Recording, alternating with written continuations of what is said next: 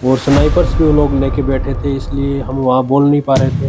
हमारे पास वन में कोई खाना नहीं दिया जा रहा था, पानी नहीं दिया गया था। वो गाड़ी करीबन 3 से 4 दिन के बाद हमें मतलब कि वहाँ पे पहाड़ों के रास्ते थाईलैंड का बॉर्डर है वो क्रॉस करवा देती है। अगर उनसे कोई पानी के लिए बोला तो वो सिर्फ बंदूक था, उनको सिर्फ एक शब्द आता था, गो गो गो। मेम्स भी फौज भी ये चीज में सम्मिलित है कि वे भी आज चीज़ां बढ़ावा दे रहे हैं स्कैम करने में।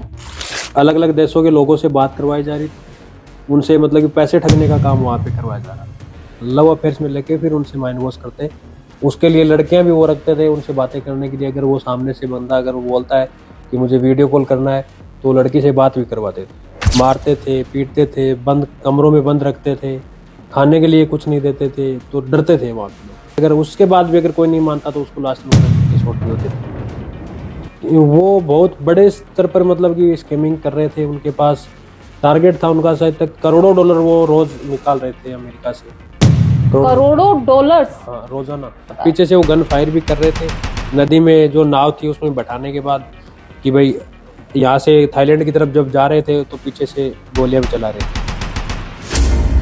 ने हर पल को बनाए खास नवरंग ज्वेलर्स, जहां भरोसा और खूबसूरती मिले एक साथ। सोने चांदी का असली ठिकाना, 100 सालों से ज्यादा झुंझुनू का भरोसा। नवरंग ज्वेलर्स, BR टावर, मान नगर, रोडवेज बस स्टैंड के पास, झुंझुनू। राम राम जी, मैं भावना और थे देख रहा हूँ आपने खबर।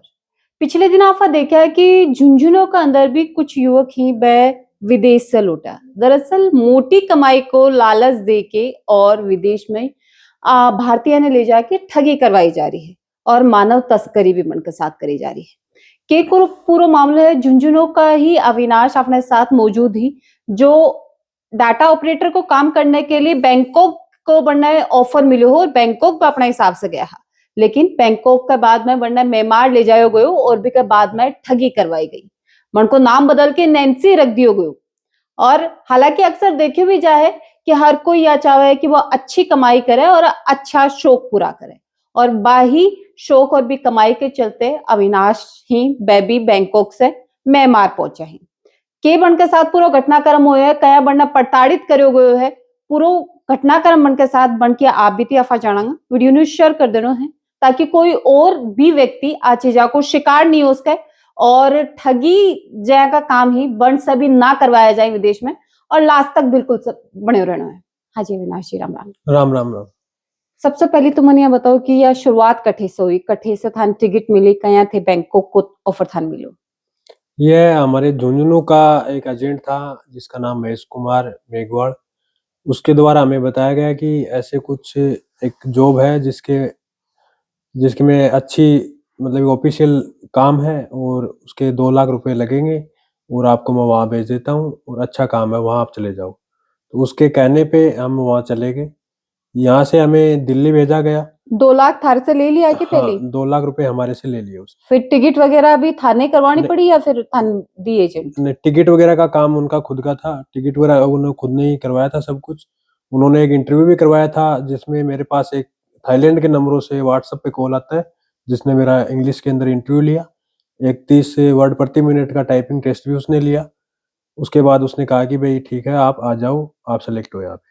ठीक है। तो उसके बाद उसने 14 सितंबर की टिकट बना के दी। 14 सितंबर को मैं यहाँ से गया। वहाँ पे जाने के बाद दिल्ली से हम बैंकॉक गए। बैंकॉक से हमें एक गाड़ी लेके आती है।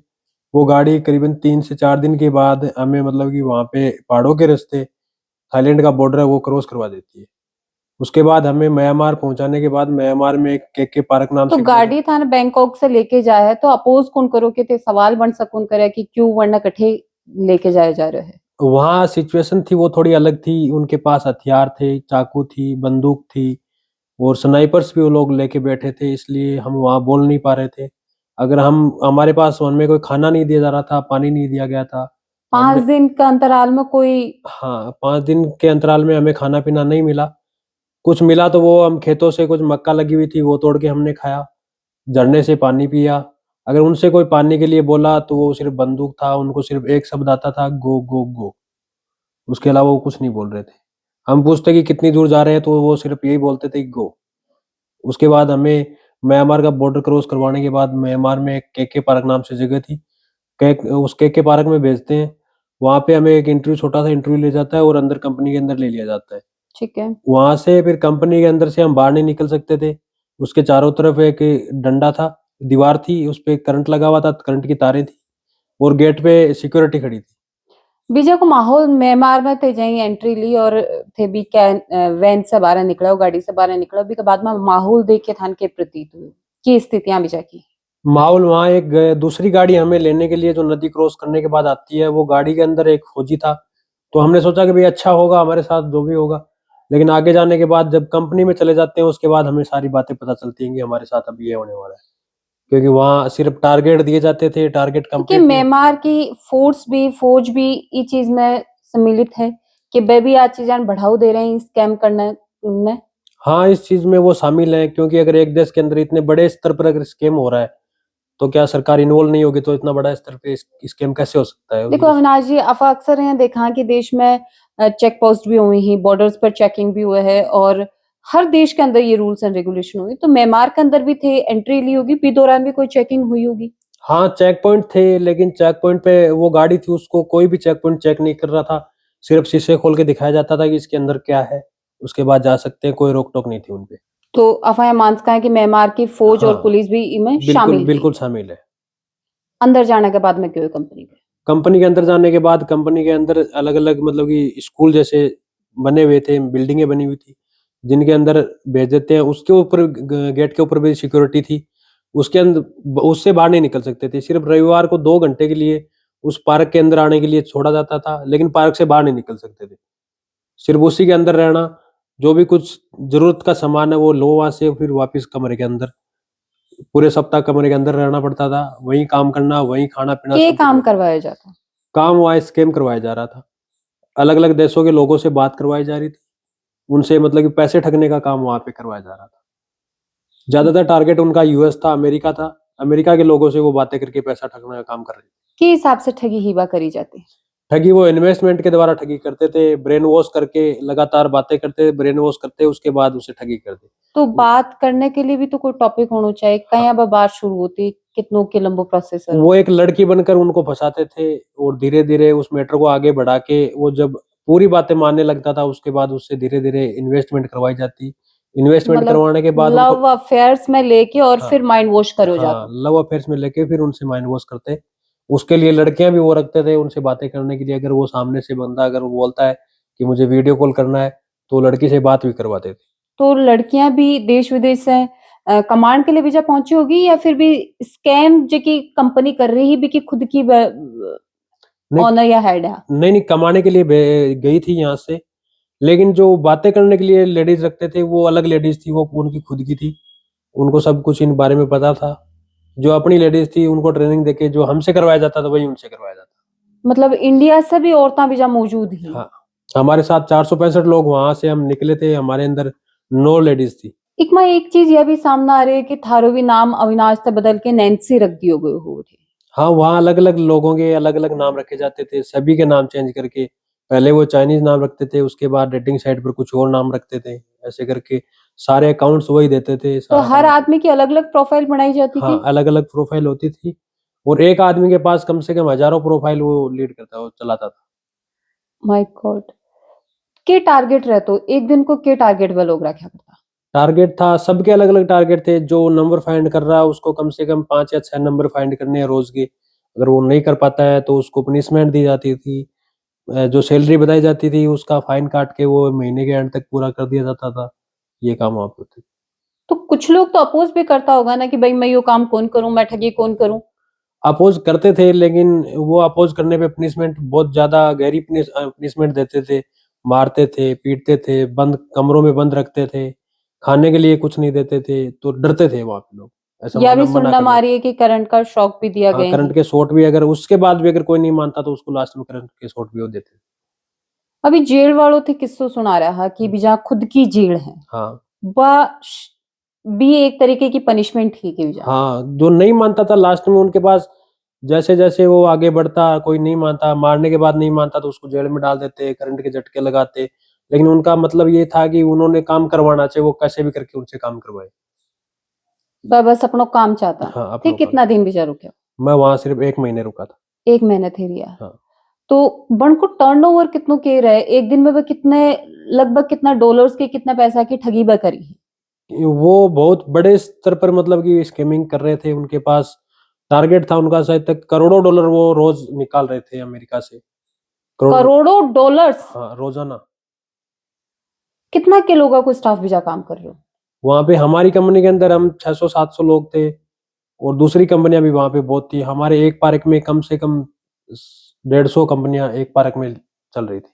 एवरेज आफा निकालना कितना लोग बीजा लगभग काम कर रहा होगा? लगभग 50 से 60 हजार लोग वहां पे काम कर रहे थे एक पार्क के अंदर? एक पार्क के अंदर। और यहाँ की काफी सारी जगह बीजा होगी शायद। हाँ वहाँ पे बहुत ऐसे पार्क थे। जो हमारा पार्क था वो के 1 पार्क के नाम से जाना जाता था। वहाँ पे डोंग पार्क था, ऐसे करके कई पार्क और थे जिनके नाम मैं नहीं जानता। अविनाश जी, इतनी प्रताड़ना था लोगों के साथ हुई भी दौरान परिवार के लोगों से भी बातचीत हो पाती कि परिवार के लोगों के टच में थे आ पाया कि बीत 2 महीना के ड्यूरेशन के अंदर? हमारी कंपनी में ऐसा था कि जो बंदे वहाँ इंडियंस थे उनसे फोन नहीं लिया जाता था, लेकिन लिमिटेड टाइम के लिए उनको फोन दिया जाता था। घर पे बात हम कर सकते थे, लेकिन घर वालों को वो चीज के बारे में बताना हमारे लिए और भी कठिन था, क्योंकि हम पहले से फंस चुके थे। और घर वालों को बताते तो वो घर वाले और भी ज्यादा परेशान हो जाते, जिसके बाद हम और भी परेशान हो सकते थे। मतलब इसलिए हमने घर वालों को बताना उचित नहीं समझा, और हमारी तरफ से हम कोशिश कर रहे थे कि यहाँ से कैसे भी करके निकला जाए। थारे पर बठिनू भी कोई दबाव आ रहे हो कि भाई थे थारी फैमिली के साथ ज्यादा कुछ चीजें साझा नहीं कर दो या फिर कोई की चीजें थारे साथ करी जाती थी? हाँ ऐसा, वहाँ पे फोटो खींचना भी मना था, किसी को वहाँ के बारे में बताना भी मना था। अगर कोई बाहर से बंदा आता है या घर वालों को किसी को भी अगर बताया जाता है और उनको उसके बारे में पता चलता है, तो वो बहुत गहरी पनिशमेंट देते थे उसके बाद। इसलिए सभी को डर लगता था कि अब क्या पता ऐसा करेंगे तो हमारे साथ कुछ भी हो सकता मतलब परिवार के लोग तक सिर्फ चाहे रोनो आ रहे हो लेकिन हंस के दिखानो है। पड़ता? हाँ बिल्कुल, वो मतलब कि अंदर हंसी के अंदर एक गम छुपाना पड़ता। खाने की रहने की व्यवस्था किसी की ही? खाना मतलब कि वो देते थे, लेकिन चाइनीज तरीके से पकाया हुआ था। उसमें इंडियन लोगों खाने में मतलब कि इच्छुक नहीं थे, खा नहीं पाते थे, क्योंकि वो सब कुछ फीका था, उसमें कुछ स्वाद नहीं था, टेस्ट नहीं था, इसलिए खा नहीं पेट पाते थे। भर लायक तो चीज होती कि पेट तो भर पाता के थे बीजा? पेट भरने लायक था लेकिन भरा नहीं जाता, क्योंकि वो पेट के अंदर खाया नहीं जाता, इसलिए कैसा भरा जाता। कुछ मतलब कि भूख को मिटाकर कॉफी वगैरह पीकर हम निकाल रहे थे वहां पे समय। कितनी देर तक काम करवाया जाता? वहां पे काम कम से कम वहाँ 12 से 14 घंटे काम करवाया जाता था। बाकी उसके ऊपर अगर किसी से काम नहीं हो पा रहा है तो उसको 16 घंटे भी करना पड़ता। टारगेट पूरा नहीं होता 17 घंटे भी करना पड़ता था। तो अविनाश जी बीजा से निकलो कहाँ गयो, कहाँ थे बीजा से निकल पाया? वहाँ की जो आर्मी है, जो मेन आर्मी वहाँ की म्यांमार की है, उस पे इंटरनेशनल दबाव के कारण वहाँ जो चाइनीज लोग कंपनियों को लीड कर रहे थे उनको वहाँ से खदेड़ा गया। उसके बाद हमें भागने का मौका मिला तो हम भागे वहाँ से। भागने में जो वहाँ के लोग थे वो गला पकड़कर पैसे भी मांग रहे थे कि पैसे दो। हमारे पास पैसे नहीं थे तो हम आगे बढ़ते रहे, उनको धकेलते रहे। हमने ये सोचा कि भाई अगर इनसे लड़ना पड़ेगा तो भी हम लड़के यहाँ से बाहर निकलेंगे। तो यह भी बताइए कि पीछे से गन फायर भी बकरा लाग रहा हाँ लगातार? पीछे से वो गन फायर भी कर रहे थे। नदी में जो नाव थी उसमें बैठाने के बाद कि भाई यहाँ से थाईलैंड की तरफ जब जा रहे थे तो पीछे से गोलियां भी चला रहे थे वो लोग। मतलब ये चीज को कोई खौफ ही को नहीं कि कुछ हो जागो या नहीं कोई के साथ भी कुछ घटना घटित हो जाएगी गलत? नहीं, उनको ये चीज का कोई डर नहीं था, क्योंकि ऐसा लग रहा था कि उनके सबके खुद के रूल हैं और वो अपने रूल्स पे चल रहे हैं। वहाँ की कोई ऐसी प्रशासनिक व्यवस्था ही नहीं है जैसे अपने इंडिया के अंदर चलती है। थाईलैंड पहुंचने के बाद में थाईलैंड आर्मी को की रोक थारे प्रति रही? थाईलैंड आर्मी ने हमारा बहुत सहयोग किया और खाना भी उन्होंने खिलाया और बड़ी अच्छी तरीके से हमें रखा। उसके बाद हमारी एम्बेसी को सौंपा उन्होंने, और एम्बेसी ने हमें हमारे साथ बहुत अच्छा व्यवहार किया और हमें इंडिया तक पहुंचाया। हम उनका धन्यवाद करते हैं। बिल्कुल अविनाश जी, बहुत ही अच्छा काम केंद्र सरकार और थाईलैंड के जो प्रशासन है वो करो है, थाईलैंड की जो सरकार है वो करो है, लेकिन भी के साथ ही काफी सारा युवा ही जिनका शौक बड़ा ही और भी बड़े शौक के चलते अक्सर यहाँ सोचे कि विदेश जावांगा अच्छा मुनाफो कमावांगा, और भी कारण से काफी बार है कि गलत घटना बनकर साथ भी घट सके या घटी भी होगी। बाल लोगों ने क्या कहना चाहोगे?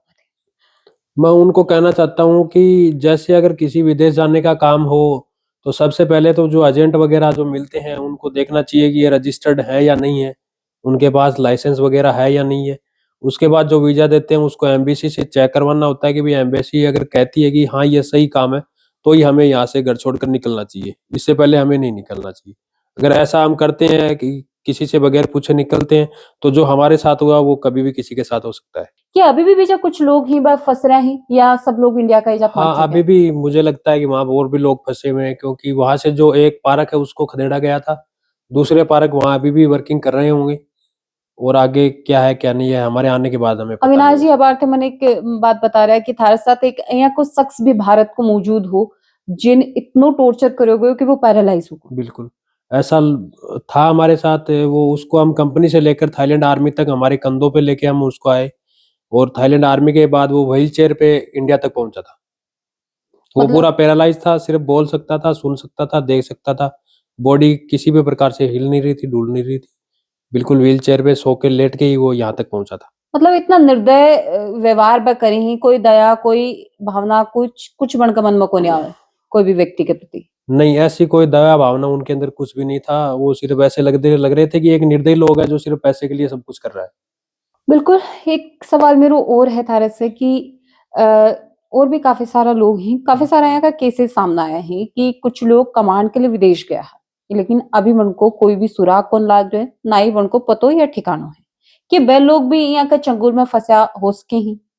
हाँ, ऐसे लोग भी हो सकते हैं, क्योंकि वहाँ जो लोग हैं, जो एजेंट हैं, वो अलग-अलग रास्ते वहाँ पहुँचाने के लिए लोगों को अपना रहे हैं। किसी को वो दूसरे देश भेजकर वहाँ बुला रहे हैं, किसी को डोंकी के रास्ते से वो बुला रहे हैं, अलग-अलग रास्ते खोज रहे हैं। कि और भी देश एक में शामिल ही म्यांमार की तरह के और भी यहाँ का ठगी का स्रोत ढूंढ रखे हैं। हाँ, हमें लगता है, सुना हमने कि भाई ऐसे काम है जो कंबोडिया में होते हैं, लाओस में होते हैं, म्यांमार होते हैं, अलग-अलग देशों में अलग-अलग तरीके से ये करवाए जा रहे हैं, और जिनमें सभी जगह हमें सुनने में मिला है कि चाइनीज है जो कंपनी को लीड कर रहे हैं, चाइना की तरफ से ये हो रहा है सब कुछ।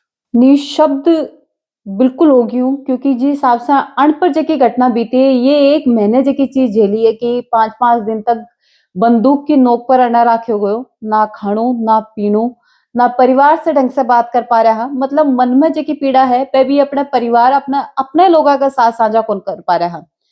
इन अच्छी किस्मत समझी जाए या फिर एक अच्छा प्रयास कि ये बीच चंगुल से निकल के बाहर आएगा, लेकिन अभी भी काफी सारा भारतीय बीच चंगुल के अंदर फंस रहे हैं और काफी सारा लोग अभी भी टारगेट बनायो जा रहे है, बढ़ने नौकरी को बड़े मुनाफे को झांसो दियो जा रहे है। भी लालच का शिकार थे भी उसको हो उसका थारो कोई परिचित भी हो जा, लेकिन भी लालच में थान को नहीं आनो है, थान खुद की दिमाग ने अच्छे से काम में लेना है और खुद पर जो टैलेंट हमारे अंदर है बी पर विश्वास रखना है और आ चीजा से बचाव करना है। साथ ही केंद्र सरकार को भी बहुत बहुत धन्यवाद कि लगभग 500 लोग ही सकुशल तरीके से अपने परिवार तक पहुंच चुके हैं। मैं थान बता दूं कि अविनाश जी ने भी मुकुंदगढ़ पुलिस है इजा तक लेके आई है और सकुशल तरीके से घर पहुंचाए और भारत में कई जगह यहाँ का लोग ही अपने परिवार तक सकुशल तरीके से पहुंचाए। सबसे आश्चर्य की बात यह है कि देश की आर्मी भी ठगी को साथ दे रही है, सही और गलत में फर्क हो वो खत्म कर दिए गए हो, मानव अधिकार की जो बात ही वह भी बीजा खत्म हो चुकी है और दया और धर्म नाम की कोई चीज वह कौन दिखा रहा कि हद तक ये चीजें गलत थी। और सबसे ज्यादा तो यह वीडियो शेयर कर देनी है हर युवा तक जो कोई भी बाहर जाके विदेश में नौकरी करने के लिए इच्छुक है या फिर थोड़े समय में एक बड़ो मुनाफा कमाने के लिए इच्छुक है। अक्सर कहा जाए लालच बुरी बला हुए है, बचपन से सुनता यहाँ, लेकिन होश का है कि आज आफा समझदार होगा भी के बावजूद आफान यो लालच है एक बड़ो नुकसान आपने के लिए कर दे और अपने परिवार के लिए कर दे। तो बीस आफान बचनो है और वीडियो ने ज्यादा से ज्यादा शेयर कर देना है, बने रहना है अपनी खबर के साथ। राम राम। अपनी खबर के साथ जुड़े रहें हर दम हर पल।